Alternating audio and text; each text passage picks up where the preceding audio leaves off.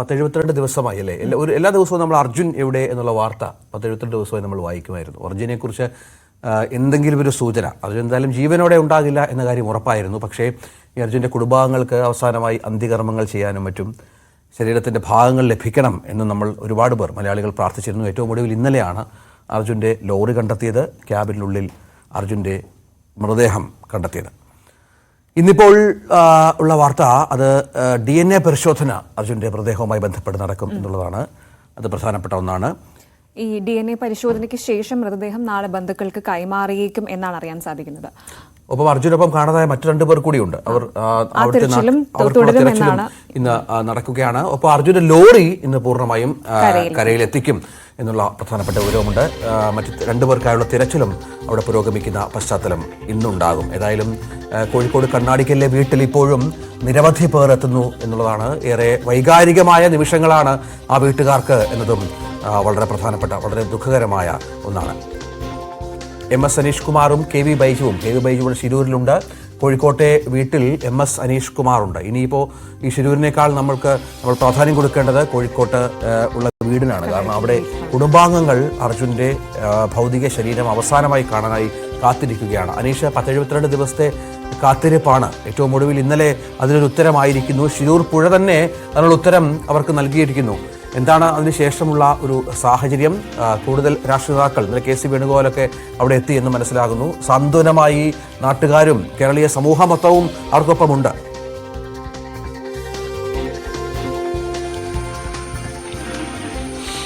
തീർച്ചയായും രഞ്ജിത്ത്, കഴിഞ്ഞ 72 ദിവസത്തിലധികമായി ഈ കുടുംബം ഒരു കാത്തിരിപ്പിലായിരുന്നു. അവരുടെ പ്രിയപ്പെട്ട മകൻ ആ വീട്ടിലേക്ക് എത്തുമെന്നുള്ള ഒരു പ്രതീക്ഷയായിരുന്നു ആദ്യ ദിവസങ്ങളിൽ ആ കുടുംബത്തിനുണ്ടായിരുന്നത്. ആദ്യത്തെ 5 ദിവസത്തോളം അത്തരം ചില ചർച്ചകളും അല്ലെങ്കിൽ അത്തരം ചില പ്രതീക്ഷകളുടെ കണങ്ങളും അവർക്ക് ബാക്കിയുണ്ടായിരുന്നു. പക്ഷേ ഇന്നലെ ശിരൂരിൽ നിന്നും ലഭിച്ച വാർത്ത അവർക്ക് അന്ത്യകർമ്മങ്ങൾക്കായി ഒരു മൃതശരീരമെങ്കിലും തിരികെ ലഭിച്ചു എന്നത് തന്നെയാണ്. അതൊരു ആശ്വാസം പകരുന്ന അല്ലെങ്കിൽ കുടുംബത്തിനൊരു സമാധാനം പകരുന്ന ഒരു വിവരമാണെന്ന് നമുക്ക് പറയാം. നമുക്ക് കഴിഞ്ഞ കുറേ ദിവസങ്ങളായി തന്നെ നമ്മൾ നിരന്തരം ഈ കുടുംബത്തോട് സംസാരിച്ചിരുന്നു. അമ്മയോട് സംസാരിച്ചിരുന്നു, അഞ്ജുവിനോട് സംസാരിച്ചിരുന്നു. അങ്ങനെ നിരന്തരമായി മാധ്യമങ്ങളിലൂടെ പുറം ലോകത്തോട് തങ്ങളുടെ മകൻ വരണമെന്ന ആവശ്യം അവർ മുന്നോട്ട് വെച്ചിരുന്നവരാണ്. പക്ഷേ ഇപ്പോൾ നമ്മളോടൊക്കെ നേരിട്ടൊന്ന് സംസാരിക്കാൻ പോലും കഴിയാത്ത വിധം ആ കുടുംബത്തിലെ ആളുകൾ തളർന്നു പോയിരിക്കുന്നു എന്നാണ് നമുക്ക് അറിയാൻ കഴിയുന്നത്. ഒരുപക്ഷെ ആദ്യ ദിനങ്ങളിലെ പ്രതീക്ഷകൾക്കപ്പുറം പിന്നീട് ഒരു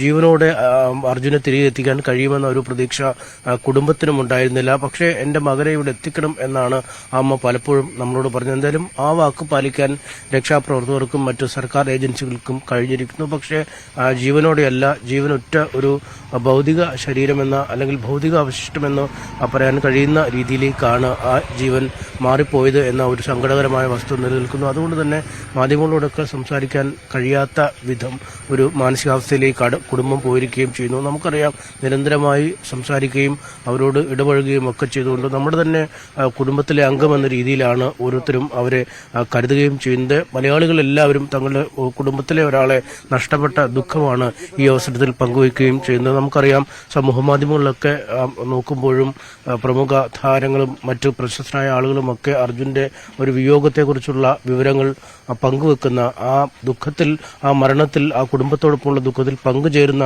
തരത്തിലേക്ക് സാഹചര്യങ്ങൾ നീങ്ങിയൊരു അവസ്ഥയുണ്ടായിരുന്നു.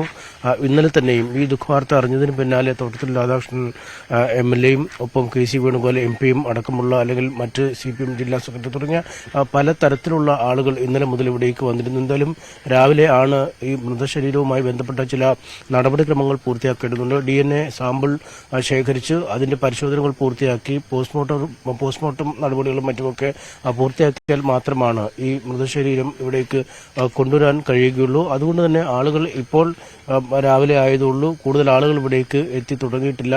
ബന്ധുക്കളും മറ്റുമൊക്കെയാണ് ഇപ്പോൾ വീട്ടിലുള്ളത്. എന്തായാലും എല്ലാവരും അതിനുവേണ്ടിയുള്ളൊരു കാത്തിരിപ്പിലാണ്. ഇന്നലെ വൈകുന്നേരം ഇത് അറിഞ്ഞ സമയം മുതൽ തന്നെ നിരവധി പേര്, ഈ അർജുന്റെ സുഹൃത്തുക്കളും നാട്ടുകാരായ പലരുമൊക്കെ വീട്ടിലേക്ക് എത്തുകയും ചെയ്തു. വളരെ ഒരു ഗ്രാമപ്രദേശമായ ഇടമാണ്, സ്ഥലപരിമിതിയൊക്കെ ഒരുപാടുള്ള ഒരു ഇടം കൂടിയാണ്. അവിടേക്ക് ഇനിയും കൂടുതൽ ആളുകൾ വിവിധ ഇടങ്ങളിൽ നിന്നായി എത്തുമെന്നാണ് മനസ്സിലാക്കാൻ കഴിയുന്നത്. എന്തായാലും നാളെയോടുകൂടി മൃതദേഹം ബന്ധുക്കൾക്ക് കൈമാറും എന്നാണ് അനീഷ് നമുക്ക് ലഭിച്ചിരിക്കുന്ന വിവരം. അത് എങ്ങനെയാണ് അവരവിടെ ചെന്ന് മൃതദേഹം ഏറ്റുവാങ്ങുകയാണോ? ഇപ്പോൾ ജിതിനടക്കം അവിടെ ഉണ്ട്, ജിതിനുമുണ്ട്, അർജുൻ്റെ സഹോദരനുമൊക്കെ അവിടെയുണ്ട്. ഇവിടുന്ന് ബന്ധുക്കളായി കൂടുതൽ ആളുകൾ പോകുന്നുണ്ടോ? അത്തരം വിവരങ്ങൾ എന്തെങ്കിലും ലഭ്യമായിട്ടുണ്ടോ?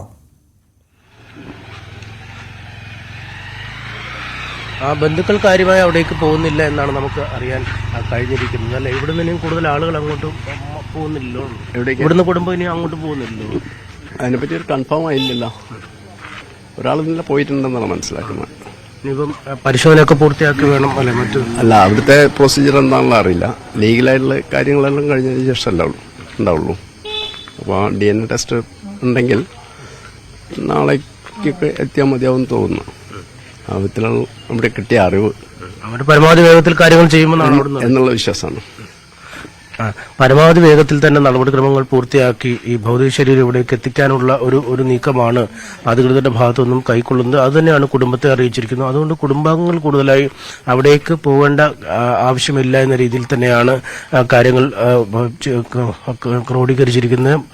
ലോറിയുടെ ഉടമ മനാഫ്, ജിതിൻ, ബന്ധു ജിതിൻ എന്നിവർ ഇപ്പോഴും അവിടെ തന്നെ തമ്പടിച്ചാണ് കാര്യങ്ങൾ ഏകോപിക്കുന്നത്. നമുക്കറിയാം, കഴിഞ്ഞ ഏതാനും ആഴ്ചകളായി അല്ലെങ്കിൽ ഈ സംഭവം ഉണ്ടായതിന് തൊട്ട് പിന്നാലെ മുതൽ അവിടെ നിൽക്കുകയാണ്. പലപ്പോഴും ഈ ദൗത്യം ആരംഭിക്കുകയും ആ ദൗത്യം പരാജയപ്പെടുകയും ചെയ്യുന്ന ഒക്കെ സാഹചര്യത്തിലും മനസാന്നിധ്യം കൈവിടാതെ ഒരു ശുഭകരമായ വാർത്ത തങ്ങളെ തേടി എത്തുമെന്ന പ്രതീക്ഷയിലായിരുന്നു അവർ ഉണ്ടായിരുന്നത്. എന്തായാലും ശുഭകരമെന്ന് പറയാൻ കഴിയുന്ന വാർത്തയല്ല ലഭിച്ചതെങ്കിൽ പോലും ആശ്വാസമായി മാറുന്ന ഒരു വാർത്ത തന്നെയാണ് ഇന്നലെ അവിടെ നിന്നും ലഭിച്ചത്. ഏതായാലും നടപടിക്രമങ്ങൾ പൂർത്തിയാക്കുന്ന മുറയ്ക്ക് ഇവിടേക്ക് ഭൗതിക ശരീരം എത്തിക്കും. അതിനുശേഷമാകും ഇവിടെ സംസ്കാരമടക്കമുള്ള ചടങ്ങുകൾക്കായുള്ള ഒരുക്കങ്ങളൊക്കെ ആരംഭിക്കുക.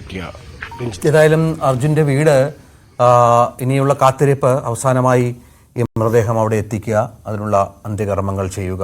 72 ദിവസമായി അവിടെ അത്ര വലിയ ആകാംക്ഷയോടെ കാത്തിരിക്കുന്ന, നൊമ്പരത്തോടെ കാത്തിരിക്കുന്ന ഒരു കൂട്ടം ആളുകൾ അവിടെയുണ്ട്. ഇവർ രാവിലെയൊക്കെ ഇപ്പോഴും അനീഷിന് KV